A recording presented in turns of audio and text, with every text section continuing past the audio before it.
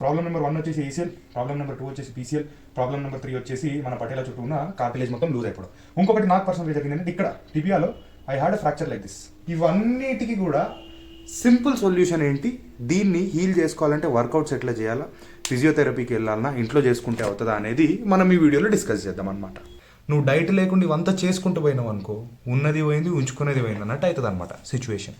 Angle బాగాలేకపోయినా content బాగుంటుంది. First of all types of injury మనం అర్థం చేసుకుందాం. ఇక్కడ మీరు షేడెడ్ పోర్షన్ చూస్తున్నారు కదా, ఇది ఏసీఎల్. ఓకే, ఇక్కడ మీరు షేడెడ్ పోర్షన్ చూస్తున్నారు కదా, ఇది పీసీఎల్ అనమాట.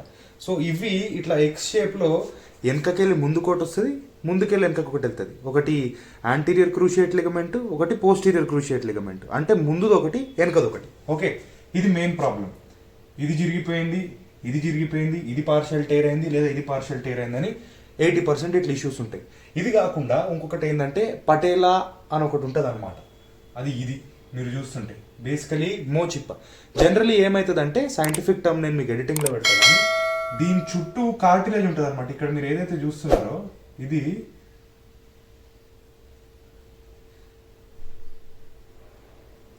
నీలో ఉన్న కార్టిలేజ్ అనమాట. సో జనరలీ ఏమవుతుందంటే మీరు ఫిజికలీ కావాల్సిన దానికంటే ఎక్కువ ఫోర్స్ ఎగ్జర్ట్ చేసినా, లేకపోతే మీరు నార్మల్ డే టు డే యాక్టివిటీస్లో కొద్దిగా హెవీగా చేస్తున్నా కానీ నీ చుట్టూ ఉన్న కార్టిలేజ్ అనేది లూజ్ అయిపోతుంది అనమాట. ఆ ఫర్మ్నెస్ అనేది పోతుంది అనమాట. ఇదొకటి. Okay, so let's go 1 more step deeper అనమాట. ఇది మీ ఏసీఎల్ అనుకోండి. టెండన్ అనేది ఇట్లుంటుంది. మెజారిటీ కేసెస్లో ఏమవుతుందంటే ఇట్లాగా ఒక పార్షియల్ టేర్ అనేది జరుగుతుంది అనమాట.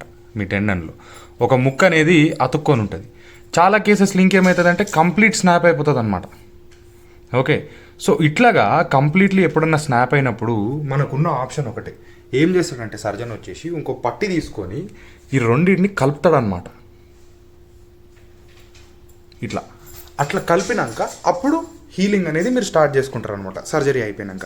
లేదు ఒకవేళ ఇట్లుందనుకోండి, ఈ కేసులో పార్షియల్ కేసులో, ఈ కేసులో అన్నా కూడా నువ్వు రికవరీకి చేయాల్సిన సామాగ్రి ఒకటే. ఆ సామాగ్రి ఏందనేది మాట్లాడుకుందాం. ఓకే, నా let's discuss on the solutions. మీకు నేను స్టెప్ బై స్టెప్ చెప్తా. నంబర్ 1 వచ్చేసి పటేలర్ కాంట్రమలేషియా, అంటే ఆ పటేలా బోన్ చుట్టూ ఉన్న కార్టిలేజ్ లూజ్ అయిపోవడం. దీనికి simple and very effective solution. First మీరు ఏం చేయాలంటే, చుట్టూ ఉన్న కార్టిలేజ్ వీక్ అయిపోయింది కాబట్టి, బరువు ఎత్తలేకపోతుంది, నీకు నొప్పి వస్తుంది కాబట్టి నువ్వు దానికి రెస్ట్ ఇవ్వాలన్నమాట. కొద్దిగా మూమెంట్ రెస్ట్రిక్ట్ చేయడం. మూమెంట్ రెస్ట్రిక్ట్ చేయలేకపోతున్నావు అంటే నడిచేటప్పుడు కొద్దిగా కుషన్ ఉన్న షూస్ వేసుకోవడం. దానివల్ల ఏంటంటే ఫోర్స్ ఈవెన్గా డిస్ట్రిబ్యూట్ అవుతుంది, ఇట్లా ఇంపాక్ట్ పడదనమాట పాదం మీద నువ్వు వాక్ చేసేటప్పుడు. ఈ 2 స్టెప్స్ తీసుకున్నావు అనుకో, ఇమ్మీడియట్ రిలీఫ్ వస్తుంది. ఓకే, ఇది now coming to ACL and PCL tears. ACL PCL tear జరిగినప్పుడు ఏమవుతుందంటే, ఇప్పుడు ఇట్లా నీ మోకాలు ఉంది కదా, ఈ మొత్తం మూమెంట్ అనేది నువ్వు చేయలేవు. ఎందుకంటే ఈ మధ్యలో ఏదైతే ఇట్లా ఏసీఎల్ పట్టుకొని ఉంటుందో అది మొత్తం వెయిట్ తీసుకోలేదు, ఎందుకంటే పాపం డ్యామేజ్ అయిపోయింది. ఇప్పుడు దీనికి ఉన్న ఒకటే సొల్యూషన్ ఏంటంటే, నువ్వు ఈ ఏసీఎల్ వదిలేసి ఈ చుట్టూ ఉన్న నీ మసిల్స్ ఏవైతే ఉంటాయో దాన్ని నువ్వు స్ట్రెంగ్తెన్ చేసుకోవాలి. అంటే పైన క్వాడ్స్, కిందున్న కాఫ్, ఇవన్నీ కలిపి నువ్వు స్ట్రెంగ్తెన్ చేసుకోవాలన్నమాట. ఓకే, ఇప్పుడు ఇది ఎట్లా వర్క్ అవుతుంది, ఎట్లా స్ట్రెంగ్తెన్ చేసుకోవాలంటే చాలా చాలా సింపుల్ ఎక్సర్సైజెస్. ఓకే, నెంబర్ 1 వచ్చేసి నీ రేజెస్ అనమాట. ఎట్లా మీరు పెట్టుకోవాలంటే, నీ ఇట్లున్న దాన్ని స్ట్రైట్ చేసుకోవాలా, దింపేయాలి, స్ట్రైట్ చేసుకోవాలా, దింపేయాలి. అట్లా మీరు చేసుకోవచ్చు. నీ రేజెస్ ఒకటి. నీ రేజెస్ తర్వాత మీరు ఏం చేయొచ్చు అంటే సిటప్స్. నేను మీకు ఇక్కడ ఫుటేజ్ పెడతాను. ఇటువంటి సిటప్స్ కనుక మీరు చేసినారు అనుకోండి, మీకు ఏంటంటే ఓవరాల్ మోకాలు ప్లస్ వెనకాల హ్యామ్ స్ట్రింగ్స్ టోటల్ వర్కౌట్ అవుతుంది అనమాట. ఓకే, దీంతోపాటు మిగిలిన ఎక్సర్సైజ్ ఏంటంటే మీరు యాంకిల్ వెయిట్స్ తీసుకోవాలన్నమాట. మీకు చూపిస్తాను నేను ఒక్క నిమిషం. ఇట్లాంటి యాంకిల్ వెయిట్ వస్తుంది అనమాట. ఇది మీరు కాళ్ళకి పెట్టుకొని నార్మల్ మీ డైలీ పనులు ఏవైతే ఉంటాయో, వాకింగ్ కావచ్చు, వర్కౌట్ కావచ్చు, జాగింగ్ కావచ్చు, లేకపోతే ఇంట్లో పనులు కావచ్చు, ఏవి రెగ్యులర్గా ఉంటే అట్లా చేసుకోండి.